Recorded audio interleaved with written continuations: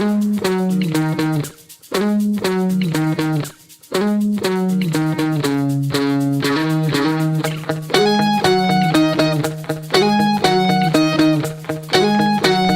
listening to the Andres Segovia Show.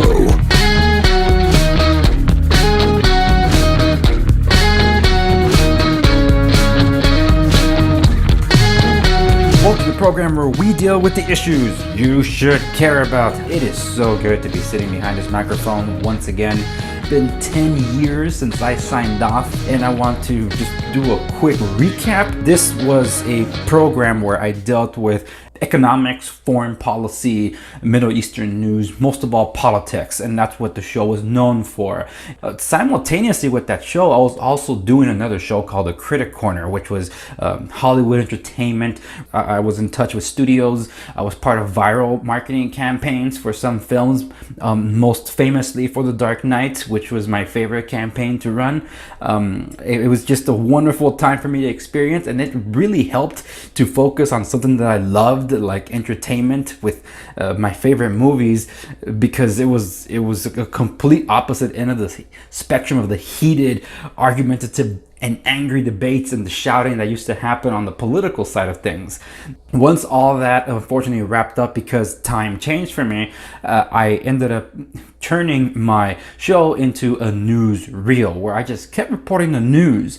I did the newsreel for about 10 years. Very few podcast episodes were published, but also in the past 2 years, I was able to host a YouTube show. Now, this is where things really took off for me, because in a handful of videos, I amassed nearly 1 million views. So it's been such an amazing experience.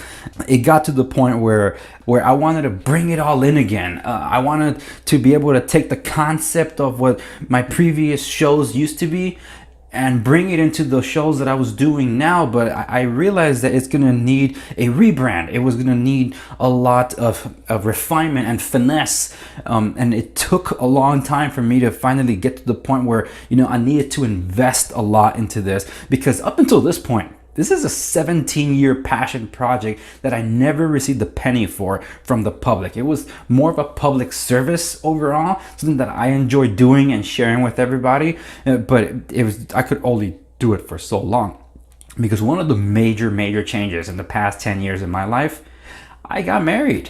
And in getting married, I started a family. I have 3 kids now. As of this recording, their ages are 5, 3, and 1. So they're 2 years apart, each of them. And of course, they take up time as well. Of course, I have to remember I am a husband to a beautiful wife.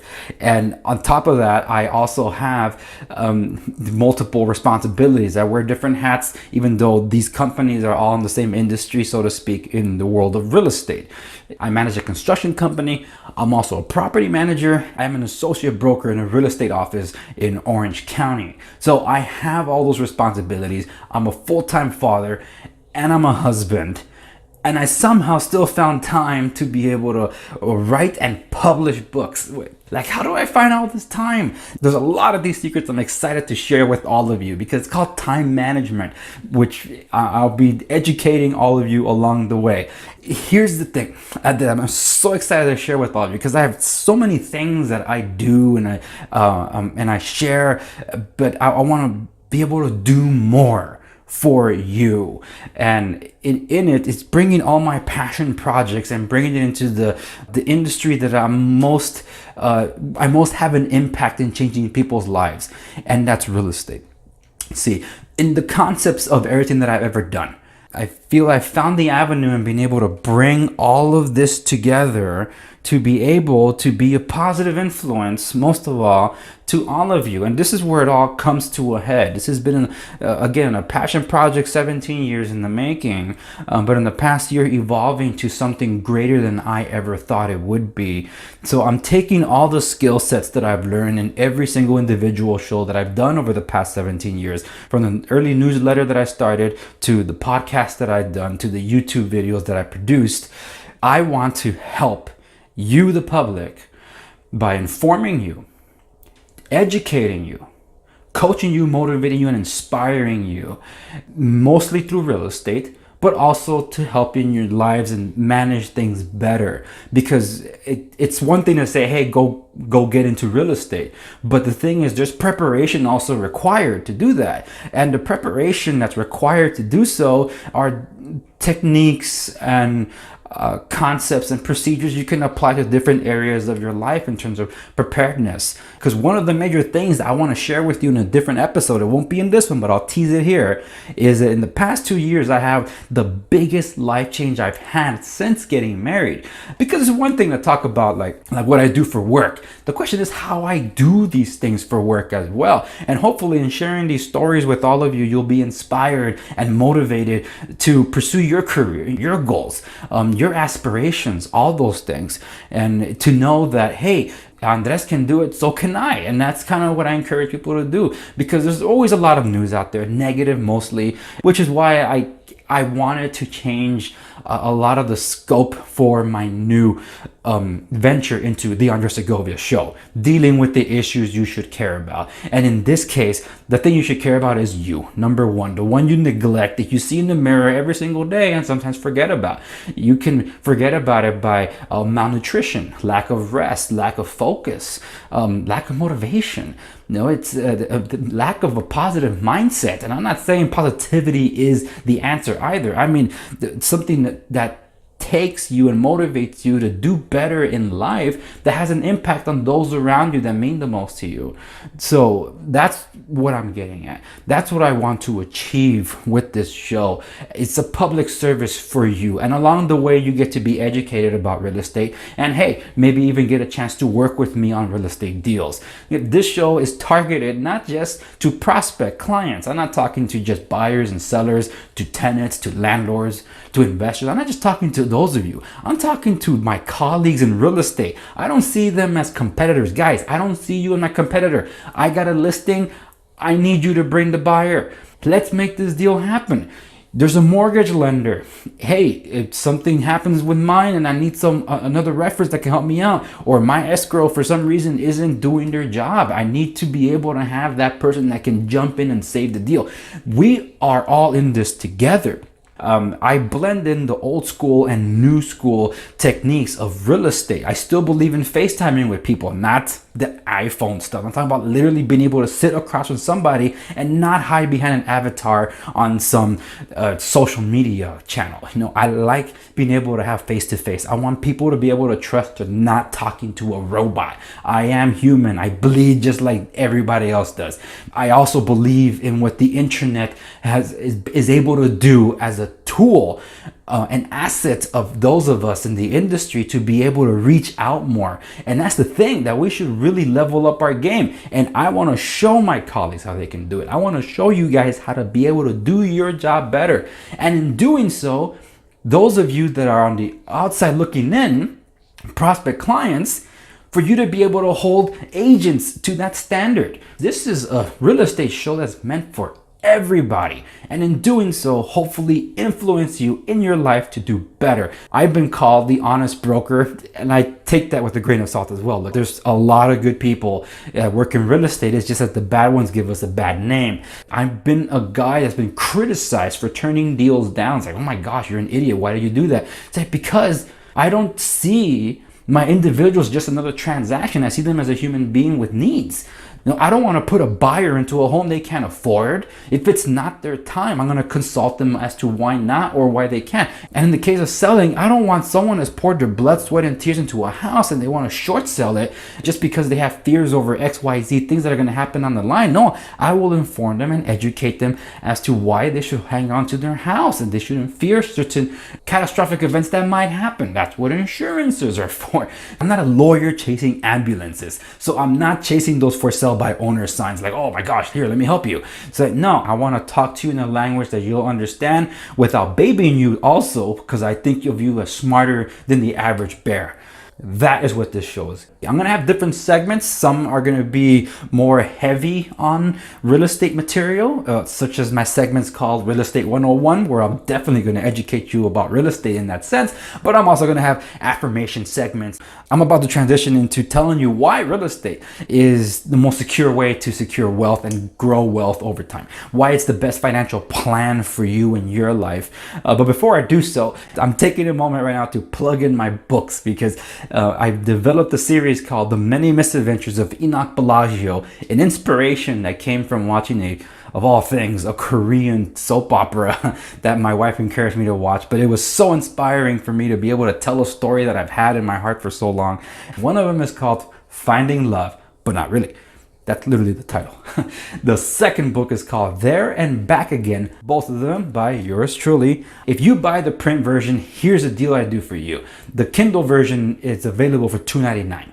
But you buy the print version, you get the Kindle version for 99 cents. It helps me a great deal to be able to continue producing the next book and then the next book after that, because this has morphed into a series of 6 books. It's a book every year for the next 3 years. It's literally about Enoch Bellagio, a dude that has a depressing, pessimistic view of life and of himself, and being in a new school with new people, he was hoping to have a new beginning. Little did he know that he was going to have life-altering events all around him, an unexplained phenomenon that continue to impact him along his journey, especially in the search for what he believes is love. A lot of the events in these books are inspired by true events, which is why I enjoy the conversations that it's inspiring, and the people that have been impacted by the book have really motivated me to keep writing. You can check out the reviews on Amazon. Don't take my word for it, take theirs. Amazon.com, The Many Misadventures of Enoch Bellagio. Buy the print version for $9.99, get the Kindle version for 99 cents. Now we transition to, what is real estate all about? Real estate is considerably less liquid of an investment than, say, stocks. Liquidity means how quickly you can move your money. The difference between stocks and real estate is that stocks is quite literally gambling. In the case of real estate, something different, something tangible.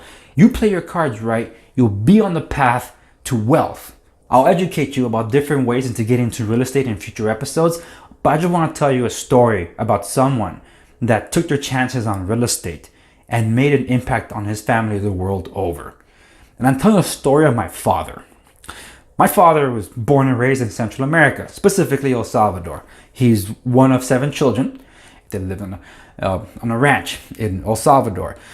In the 1970s, there was strong movement of communism, and as communism was continuing to march all over the world, literally South America and Central America were up in flames, and different civil wars, as different uprisings were happening. My dad's family was caught in the middle of this. They did not side with either party. The government ended up basically eminent domaining or stealing my family's land and left them homeless. And my grandfather, who I'm named after, did not believe in getting help from anybody either. He believed in the hard work, from the sweat of your brow, you'll be able to get ahead. And that's exactly what he did. My family, thank God, were able to move from their hardships and move forward. So my father ended up getting a job at Hotel Imperial, or the Imperial Hotel. I believe it was in San Salvador, which is the capital of El Salvador.